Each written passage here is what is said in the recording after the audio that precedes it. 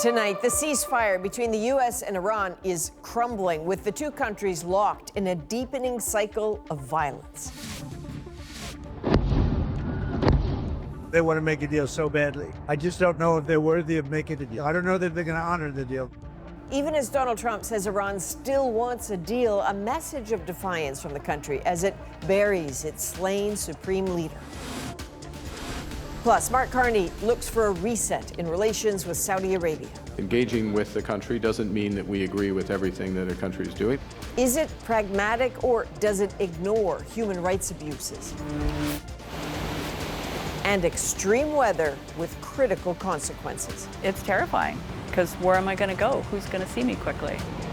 From hospital services to damaged homes, the devastating impacts of flooding across the country. From CBC News, this is The National with Chief Correspondent Adrian Arsenault. Thanks for joining us. After days of U.S. airstrikes and Iranian reprisals, the Middle East is bracing for more chaos, and Iran is signaling defiance.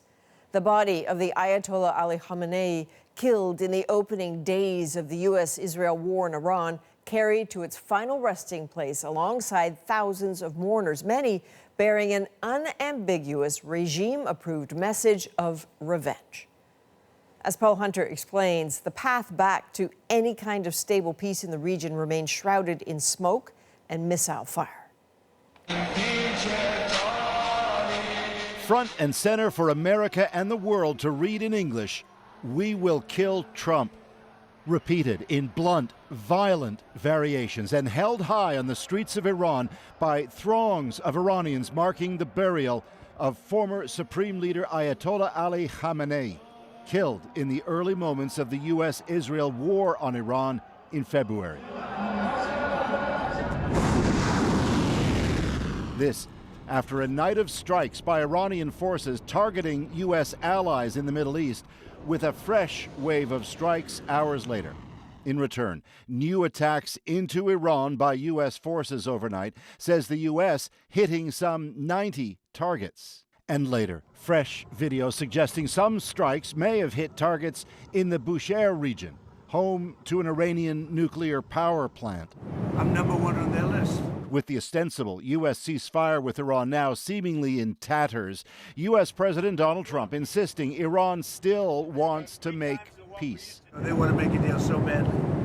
I just don't know if they're worthy of making a deal. I don't know that they're going to honor the deal. That's the problem. So for now, what's left of the ceasefire looks like this, dragging on in these renewed tit-for-tat attacks, seemingly worsening. The war is not going well, says Leon Panetta, former director of the CIA under Barack Obama. The war has been badly handled by the U.S. with no clear direction, objective, or end game. So what we're winding up doing is basically bombing the hell out of Iran and having them attack us with the hope that one side or the other might blink. I think that's the only strategy I see right now. That said, Adrian, word tonight, there are talks of a kind aimed at bringing the two sides back into proper negotiations, but so far failing to. And Paul, we saw those Kill Trump banners in your story, and now we're hearing reports that they may not be just an idle threat. Yeah, the Wall Street Journal is reporting Israel has shown intel to the U.S. of an Iranian plan to kill Donald Trump. Recall now his comment in the piece, "I'm number one on their list," and earlier this week, quote, "They want to take out the U.S. leader, me." If it is the case, an actual plan has been identified. Clearly, tensions will now ratchet ever higher, Adrian. Absolutely. All right, that is Paul Hunter in Washington. Here at home, extreme weather is hitting hard in multiple parts of the country. First, we go to Manitoba, where flooding is expected to keep services at a rural hospital shut down for months. Karen Pauls is in the community tonight, where losing the hospital has been a big blow. The basement of the hospital in Dauphin, Manitoba, under 2.5 meters of water after record rainfall last week. 54 patients were evacuated. My greatest fear is me having a heart attack, or my family, or, you know, if we have to wait for ambulance. Susan Teeley has needed treatment for melanoma and long COVID and is supposed to get an MRI here in September. It's terrifying because where am I going to go? Who's going to see me quickly? Officials now say the hospital, which serves an area roughly the size of Prince Edward Island, will be closed for an extended period, service disruptions for months. The hospital's power, HVAC, sterilizing equipment, laundry and food services, all in the basement. We're waiting for assessments to be complete. Is the building safe to occupy? The Regional Health Authority has set up a temporary clinic, but with roads and bridges washed out, some patients will have to travel hours for medical care. This is catastrophic for our region. When we're talking about a health center that has a very busy emergency department that services trauma and stroke, we're talking about acute care issues that are now compromised. The province apparently has access to some emergency, like a blood lab, a mobile x-ray unit. There's a mobile MRI. Manitoba's health minister has asked the federal government to help restore health services. It's also asked for a field hospital. A spokesperson for the minister responsible for emergency management says they haven't gotten a field hospital request, but will meet with the province Friday to find out more. Rebecca Chartrand, a federal cabinet minister touring the area Thursday, promised to check on it personally. Those are some of the things that we need to follow up on. Some people here say they're frustrated by too many levels of bureaucracy and slow decision making as they worry and wait for help. Karen Pauls, CBC News, Dauphin, Manitoba. And many in Ottawa are still cleaning up from that heavy storm that swept through on Canada Day. More than 4,500 homes were affected by flooding. Sarah Levitt shows us the work underway and the calls tonight for more help. So the water actually started coming in through our back door. Jill Barr says the Canada Day storm left her in shock. Her Ottawa basement completely flooded. The city sewer had backed up, so it was already becoming about 4 feet deep, and then our shower and our toilet basically all started coming up as like a fountain. It was insane. With floorboards stripped, drywall ripped down, and belongings removed, a week later, the cleanup is ongoing. It was a record-breaking rainfall. Environment Canada reporting 118 millimeters fell on the city in just a few hours. In all, more than 4,500 homes were flooded, with some residents still displaced.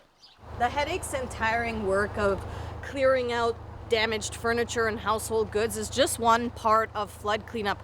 There are also health risks related to contaminated water that have to be considered. People need to take protective measures, including wearing gloves and washing their hands frequently, and in some cases wearing respirator masks. The city scheduling extra garbage pickup. It is a long process because there is a lot of debris out there. There are also other concerns for residents. Chief among them is money. Ottawa's mayor promising the province will help, but Ontario's government says it's still assessing if those affected qualify for the Disaster Recovery Assistance Program, which provides financial relief. They are not working together. Lauren Brisson's basement is a write-off, and insurance will only cover a small portion of the repairs. We need people to stand up and say, we will get you the resources to put your lives back together again. The repair work far from over for a storm many won't soon forget. Sarah Levitt, CBC News, Ottawa.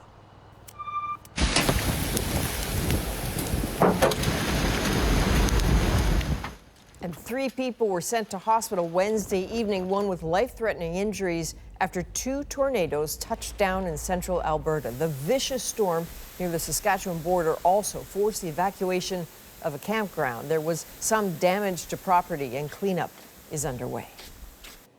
And Canada is seeing more wildfires compared to a year ago, but so far they've caused less damage. Federal officials gave an update today. It shows the total area burned across the country sits at around 12,000 square kilometers. That's about a quarter of what it was a year ago this time. Currently, there are some 800 active fires. Now, 2 of those fires are in southern BC, and tonight they're getting closer together.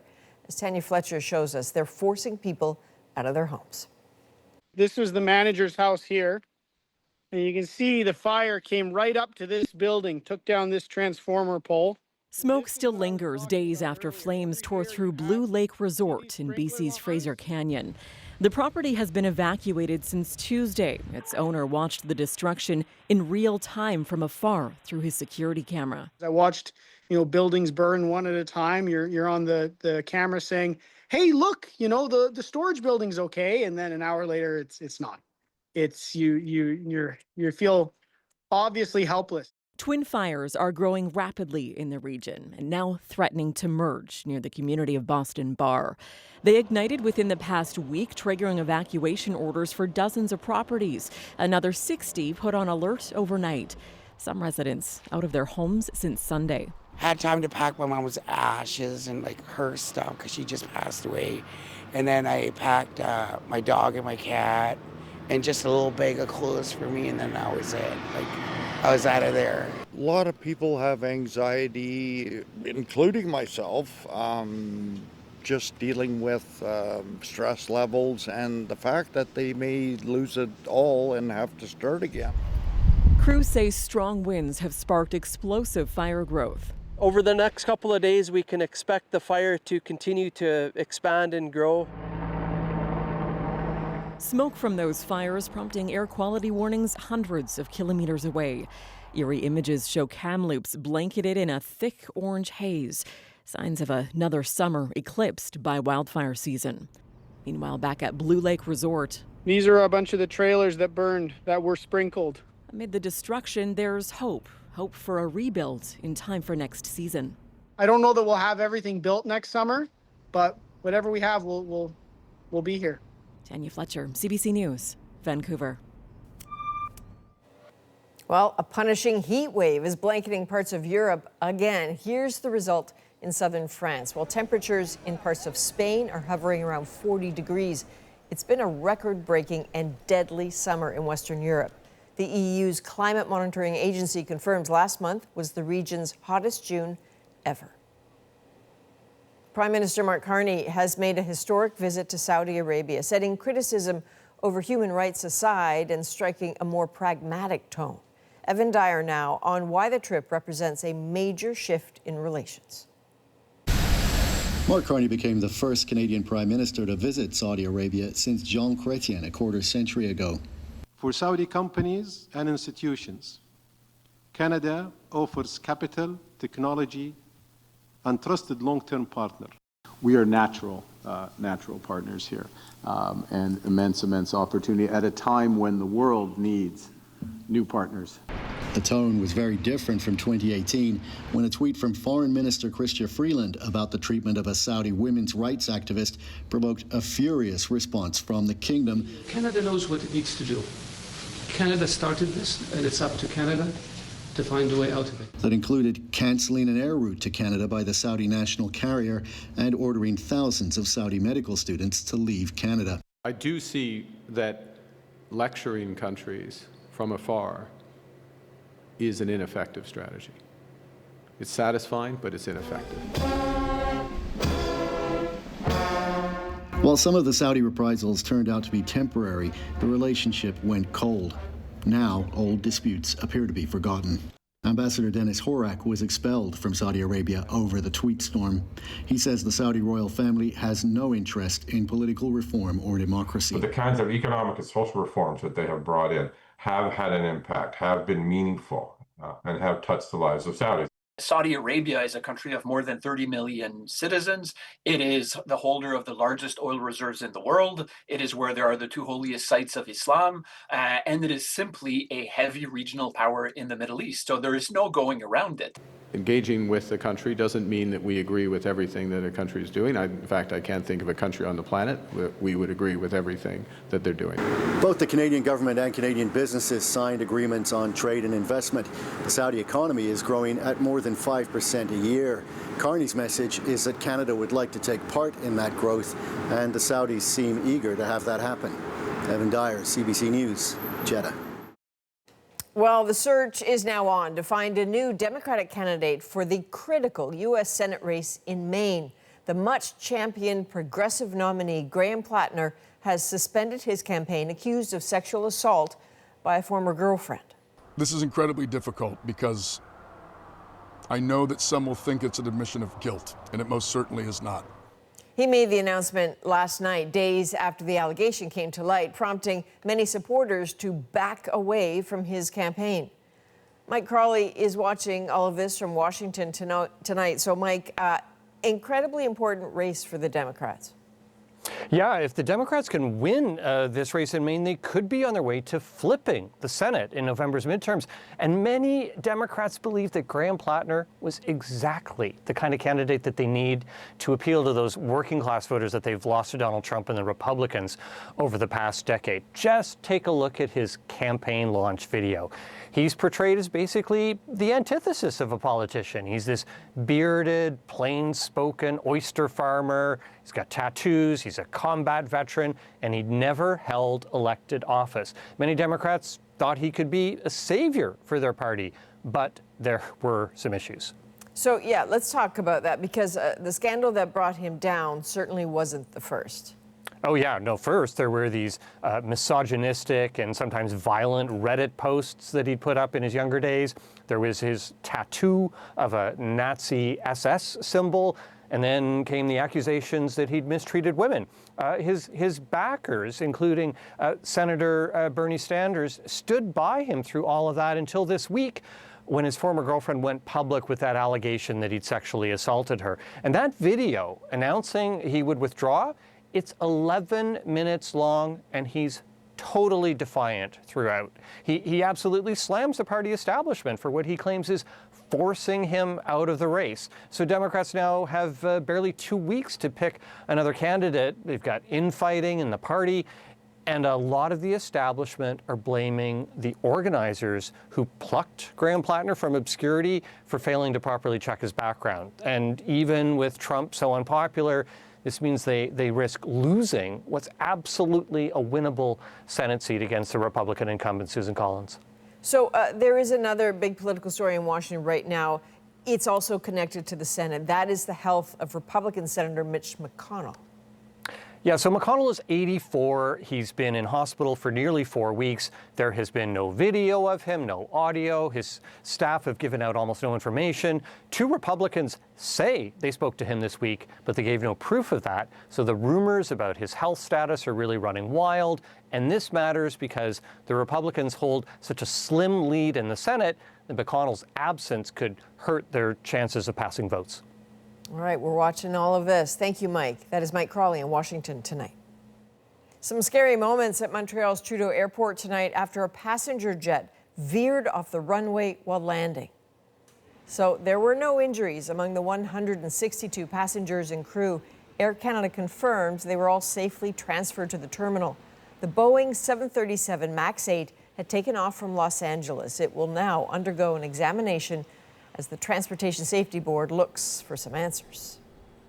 Well, a brutal parasitic stomach bug is spreading in the United States. This is a disease that is typically transmitted through fresh fruits and vegetables. What you need to know to avoid infection. New measures by Quebec to keep inexperienced truck drivers off the roads. You will not be able to automatically transfer to a Quebec driver license. What prompted the temporary regulations? And why the United States may reverse course and sell its prized fighter jets to Turkey. We're back in 2.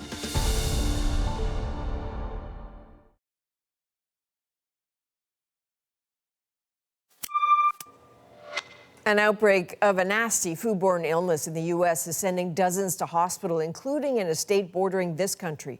Tashana Reed explains what's known about the parasite responsible and the gut-wrenching symptoms it can lead to. It's a microscopic parasite, commonly found in tropical regions, making hundreds of people sick across America's Midwest. Cyclospora is often linked to fresh produce exposed to water contaminated with human feces. We're seeing a huge number of cases. In the last couple of weeks, cases have skyrocketed in 2 U.S. states, particularly in Michigan, where more than 1,250 cases have been reported, a huge increase from the typical 50 cases they see each year. In Ohio, more than 360 cases have been identified. In those two states, at least 90 people have been hospitalized. Meanwhile, clusters of cases have been reported across the country. We see some cases causing watery, often explosive, prolonged diarrhea. Most at risk are the elderly and young children, and symptoms can drag on. Some people can get infected, not really have any symptoms. Other people, if they go untreated, can have symptoms that kind of linger for months. Canada's Public Health Agency says they are not investigating any outbreaks here. On average, nearly 240 cases are reported in the country annually, mostly linked to travel. Cyclospora is a small parasite that really enjoys warm, humid environments. So this is going to be more and more likely to happen with climate change. The source of the U.S. outbreak currently unknown. Any outbreak of foodborne illness caused by fresh fruits and vegetables, it's always challenging because the shelf life of those products is short. Food safety experts say while washing fruits and vegetables can help reduce the impact of exposure, it may not get rid of it. Instead, opting to eat cooked vegetables and practicing hand hygiene is key. Tashana Reid, CBC News, Toronto. The Toronto Raptors have put a trade to bring Kawhi Leonard back to the city on hold. This comes after the NBA said the team would assume the risk of any outcome from an investigation into the Los Angeles Clippers. So the league is looking into allegations that the Clippers helped arrange a multi-million-dollar sponsorship deal for Leonard. That could be against the NBA's salary cap rules. Kawhi Leonard has denied any wrongdoing, and the Raptors said the team remains eager to have him return to Toronto. He helped the Raptors win their only championship in 2019. Well, Quebec is cracking down on Ontario-trained truck drivers. We have heard of cases of people who lived in Quebec, who wanted their truck driver license, and heard that it was easier in Ontario. What's behind the new rules aimed at keeping the roads safe? It's a decision we're going to make. We have a very good relationship. And in a major reversal, Donald Trump now wants to sell his F-35 fighter jets to Turkey. We look at what's changed a little later in the show.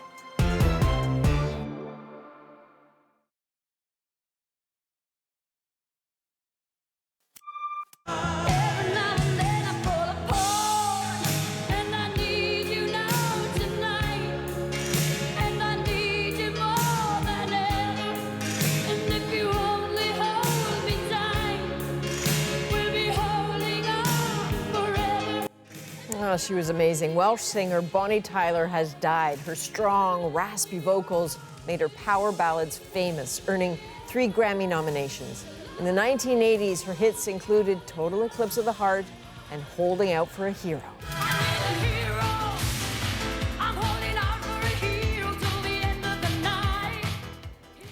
Back in May, Tyler was hospitalized in Portugal, where she lived. She was later placed in an induced coma for several weeks.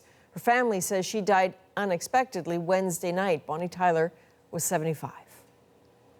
Well, Quebec now has new rules for truck drivers trained in Ontario after an Auditor General's report raised some serious questions about safety.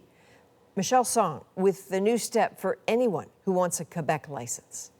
And remember, you're going to be 2 hands on the wheel as much as possible. At this truck driving school in London, Ontario, students are required to complete nearly 104 hours of training. And then whenever you're safe, just we'll put it in stop again. To ensure safety on the roads. Usually it works out to about 5 days of in class, plus 17 hours yard training and 50 hours one-on-one training. But after concerns were raised about training in the province, Quebec now says any truck driver with less than 2 years of experience will have to complete a practical exam if they want to transfer their license to Quebec.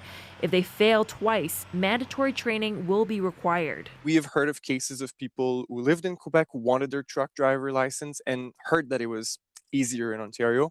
So they went to Ontario to then switch to a Quebec driver license. Quebec is moving to make trucking safer after multiple deadly incidents. A 13-year-old girl died in June after her bike collided with a truck in St. Hyacinthe. Last year, another crash killed a mother and son in Boucherville. The new measure that we introduced today is temporary. It is until Ontario demonstrate that they will follow the recommendation from their very own Auditor General to ensure safety. Each section. In a recent report, the Ontario Auditor General found many career colleges have been cutting corners when training potential drivers. We did send some students to college to take the training, and they didn't have to do those required hours and still get their certificate. She laid out 13 recommendations, which Ontario accepted. The Ministry of Transportation says it has zero tolerance for bad actors in the trucking industry who put public safety at risk. We need national consistency, not 13 different systems across this country. So make verification public, simple, and mandatory. The Quebec Auto Insurance Board also established a working group to develop a plan to implement safe truck driving practices for temporary foreign workers. Michelle Song, CBC News, Toronto. A fighter jet deal between the U.S. and Turkey is back on the table. We look at why this is happening now and what's at risk. Carries a lot of fuel, more than any fighter I've ever flown. I don't have any concerns myself. And as Canada weighs its fighter jet future, a test pilot shows us what sets the F-35 apart.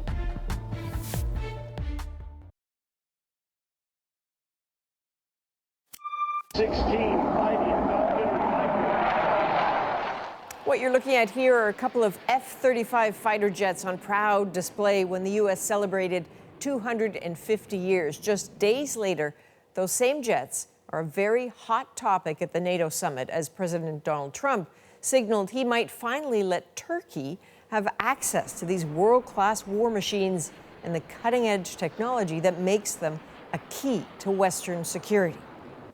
So Trump used to say it would be dangerous to hand that key over to a country with ties to Russia and its own sophisticated weaponry.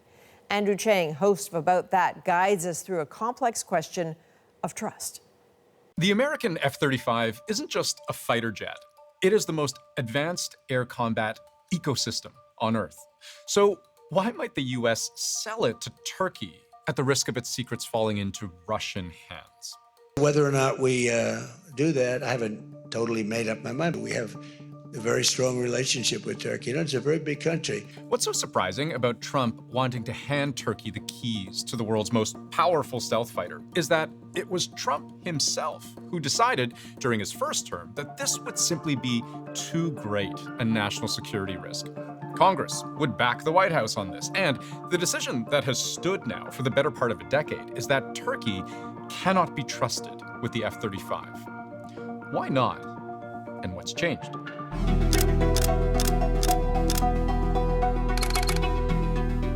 The Trump administration, the first one, was always crystal clear with Turkey. We'll only let you fly the F-35 if we can trust you with its secrets, but we don't trust you if you insist on installing Russian air defenses capable of shooting F-35s down. Let me show you the Russian S-400. It's not just one missile, it's an entire missile defense system. According to Russia's state-owned arms export agency, it can hit targets from thousands of miles away. And under ideal circumstances, moving targets like ballistic missiles and, say, fighter jets, traveling at speeds approaching 5 kilometers per second, which makes the speed of sound seem slow. In 2019, Turkey bought this air defense system from Russia, and Washington did not like this.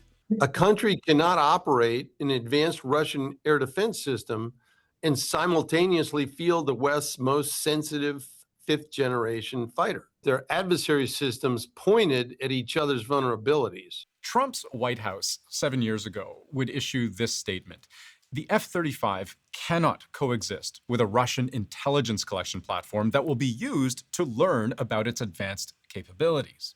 Much of the F-35's strength lies in its stealth capabilities. We seek only to protect the long-term security of the F-35 program. And at this point, it's probably helpful to explain why the F-35 is so coveted and prized and protected. It is the world's most advanced stealth fighter. Its design makes it nearly invisible to modern radar, allowing it to strike before anyone knows it's there. But its greatest strength isn't in a head-to-head dogfight. The F-35 is what's called a multi-role fighter because of how it handles information. Its sensors, its computing power, its ability to communicate and network, linking air, land, sea, space, and cyber operations. It is a war hub, like a football quarterback who sees everything. Its very presence changes how wars are fought. It is almost a flying command center. The technological aspects of it, combined with its stealth capabilities, are what make it very superior. And among other things, the F-35 was designed to counter and destroy missile defense systems like the Russian S-400. But here's the problem. Bear in mind, when Turkey was buying the S-400, it wasn't just buying a bunch of launchers. It was buying Russian expertise, Russian maintenance, Russian operators. So, the thinking went, if you had Russian defenses operating so close to where F-35s are housed, where they take off, where they fly, there is a mountain of data to be collected there. And if that data, those vulnerabilities and weaknesses, were to make their way back to Russia, this could be a problem, not just for Turkey or for the US, but for the entire F-35 program and everyone who took part. So the U.S. concern is that the S-400 could help Russia learn how to defeat the F-35. And U.S. officials said that NATO allies and F-35 partners were unified in opposing Turkey fielding this Russian system. And this is where it's important to understand the F-35 isn't just a plane, it's an international partnership. The United States and 19 allied countries, they don't just buy and use the F-35. Some of them do. That's these countries here. But these other 8 in the partnership, they actually help make the F-35. In Canada alone, 110 different companies have added to the F-35 supply chain over a period of nearly 30 years. Turkey was at that level, a development partner, until the S-400 crisis. That's when the U.S. banned, by law, through an act of Congress, the export of the F-35 to Turkey. The original plan was for Turkey to buy more than 100 of these jets, but in the end, it would receive 0.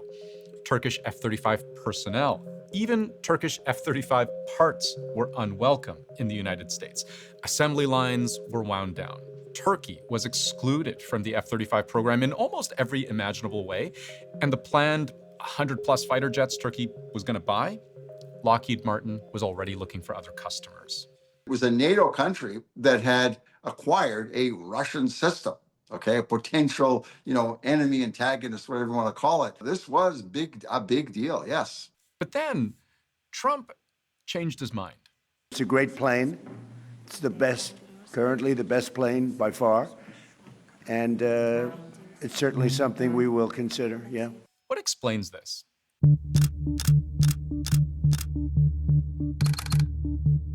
A lot of the coverage I'm seeing out there seems to suggest Trump is being reckless in suddenly looking for a way to loop Turkey back into the F-35 program, in spite of the whole S-400 saga.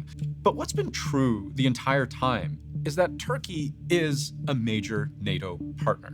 Turkey was always at the forefront, for example, of NATO operations in Afghanistan, and very willing to take military risks that other NATO member states were not willing to take at that time. Turkish forces were always ready and available when needed, and that's an important operational confidence in Turkey. And if I were to ask you, which NATO partner has the biggest military? You'd probably say the US. But if I were to ask you, who has the second biggest? Would you say Germany, Poland, the UK, France? It's Turkey. Turkey has the second largest army in NATO, but the largest NATO army in Europe is the Turkish military. Geopolitically, it's also worth pointing out how Turkey is in a very unique position. If you've ever studied a map of where Eastern Europe meets Western Asia, you'll know Turkey is Europe's front door to the Middle East. But what's a little less obvious is how it controls the only maritime gateway between the Black Sea and the Mediterranean, which means NATO countries enter the Black Sea bordering Russia through Turkish waters, and Russia's warships deploy outwards through those same channels. So the Europeans are starting to think, well, we may need to integrate them more closely because of Putin, right? Since they're so worried about Putin. And Turkey has already acted as a bulwark against Russia during its war on Ukraine, using its authority to cut off Russian reinforcements seeking to redeploy from abroad closer to home. And the U.S. knows how helpful this is for the West. These would be among the many considerations in driving towards an F-35 deal. But there's also a timing window that's important. We are great friends. The president has done an incredible job. Turkey has become, under the president, a very powerful country militarily. Trump just really seems to like Turkey's leader, and in a way that the previous administration under Biden didn't. I think that Trump himself has a very close personal relationship with President Erdogan. He admires strong leaders, strongmen figures. He actually has said in an interview, he said, the meaner the leader is, the better he gets along with. And that observation about meanness is actually relevant here, because Trump pulling Turkey into the fold might also be about how Turkey tends to operate along the edges. Turkey is not a model Western democracy like most NATO countries. For example, Turkey has elections, but the president, Recep Erdogan, has been in power in one form or another since 2003, almost a quarter century. This is a time when Turkey was really marching to its own drum. Journalists in Turkey can face severe systemic repression. They are oftentimes censored, prosecuted. So are critics of Turkey's leadership, and political opponents too, always mindful that what they say can be a source of great risk. If you're in opposition, there are limits. And the fact of Turkey having bought Russian S-400s in the first place, despite the U.S. warning them not to, it was a complicated decision with more history behind it. But minimally, it gives you some insight into how Turkey hasn't always seen the NATO alliance as the be-all and end-all. They're a bit more independent than that. And sometimes that independence pushes them into the arms of Russia or China. If it is not allied with NATO, that would certainly be very counterproductive for alliance interests, Canadian interests, American interests. I think the Russians and the Chinese would benefit by that. It needs to be kept in the fold for the benefit of the geopolitical power relationship. So is Turkey an important ally? Yes, but we still haven't answered how exactly Trump figures Turkey can keep its Russian S-400s, but also receive American F-35s without creating a huge intelligence breach that compromises global security. The answer to that question, we don't quite know. Turkey could dismantle its S-400s and order up American air defense instead. It could ship its S-400s to another country, but it might be hard to do that without burning its relationship with Russia, especially if that other country is Ukraine or a NATO country. Or maybe Trump just waves his executive magic wand, as he has done so often in the past, and risks creating a constitutional crisis to get what he wants. Who knows? But in the end, the question comes down to, can Turkey be trusted? And maybe the only person whose answer truly matters is Donald Trump. So Canada, which is phasing out its old fighter jets, could go all in with F-35s, or it might diversify its new fleet with a Swedish model. Later this year, Canada's first 4 F-35s will be delivered to a U.S. Air Force base for pilot training. David Common was there last October to ask a top test pilot what those high-tech flyers can really do.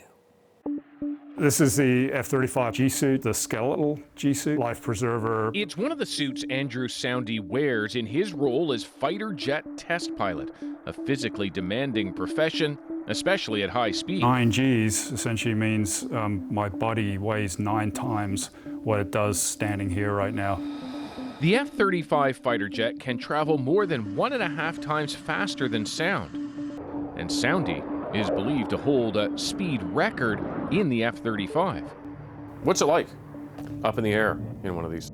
It's like Christmas for me. Every day I get to go fly. So not only the way the airplane handles, it's a dream to fly, but also the magic that goes inside of it as well. It's just a dream.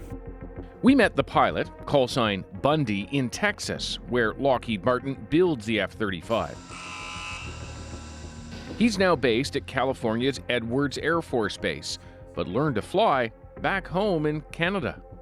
And what's a Canadian doing down here in the U.S. doing that? Served my entire military career in the Canadian forces. Met my wife when I was on exchange down here at Edwards as a Canadian flying the F-16. We got married, and life brought me down to the States and hired by Lockheed. What's a test pilot do in general? So taking an airplane from its initial inception and testing everything to make sure it works correctly before it goes to the field. Think of any piece of software, any piece of hardware. There's going to be bugs when things start. It's our job to sort those things out. It's Bundy's job now to put new F-35s through their paces. He's among a rare club of the most experienced test pilots on the continent. And he's been doing it a long time. When did you get your wings? 1991, Moose Jaw, Saskatchewan. Very proud to wear those. The only wings I have and the only wings I ever will have. Actually, for basic fighter pilot training, flew the F5. That was that long ago. Indeed, an engineering graduate of the Royal Military College, he flew the F5, which was itself replaced by the CF-18. The aircraft now set to be replaced by the F-35 in Canada's Air Force. And what's this? So the F-35 helmet, custom made for each pilot. There's a night vision camera integrated into there. The closest thing I can liken it to for anyone out there is, if you look at the Iron Man movies with the head-up display that was in, that's essentially what you're getting with this helmet. Bundy did much of the cold weather development and testing for the F-35 in the far north, so he's confident it passes the necessary test for Canada to be able to patrol its Arctic region. Carries a lot of fuel, more than any fighter I've ever flown. I don't have any concerns myself on anything I've ever done with having the range that I need to conduct the mission. So you've flown the CF-18. I have. What's the argument for Canada having the F-35? That's not my area of expertise. That's for the politicians. What I can tell you is, from an operator's perspective, all the good things that go into this aircraft. So early on in my years flying the F-18, would deploy to Goose Bay a lot. And a lot of the allied nations would be out there training as well. So the Royal Air Force was there in their Tornadoes, the Dutch Air Force in their F-16s, and the Germans in their F-4s, and we'd be out there with our F-18s, all working together, albeit in different aircraft. You look at this now, and the Dutch are flying the F-35. The Germans are a customer, and of course the Royal Air Forces as well. For Canada to be there and to be able to be connected with that same aircraft in that environment, I think you can't understate that. Being in an F-35 is like putting an F-35 on rather than climbing into it. You're completely attached to the aircraft, right, through the helmet. A lifetime of high speed and calculated risk from one of the top test pilots flying among the most sophisticated aircraft ever produced.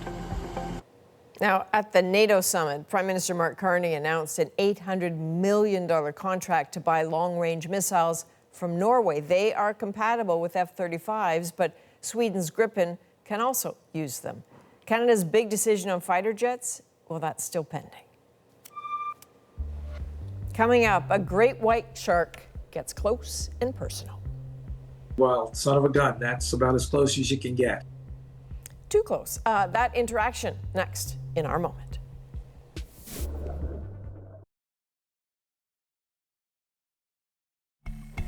I don't know, this might be a little too close to comfort for most people, myself included, but not apparently for John Dodd. He's a researcher with the Atlantic Shark Institute. And he captured that rare video of a great white shark off the coast of Rhode Island. That special encounter makes our moment tonight. It was just one of those rare moments where this shark decided they wanted to get a super close-up. We went out in search of this whale, this humpback whale that had expired.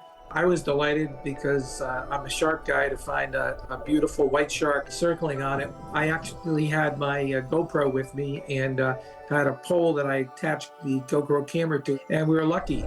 The shark was at first intimidated, but then we got that beautiful pass where the shark decided to take a really close look. He comes right by. You can see him top to bottom, left to right. Well, son of a gun, that's about as close as you can get. It was one of those moments that are few and far between. Even though I've been out in the water for decades, I was mesmerized by how close and how clear it was. Sometimes, I hate to say, I think I'm getting a beautiful shot and I get nothing.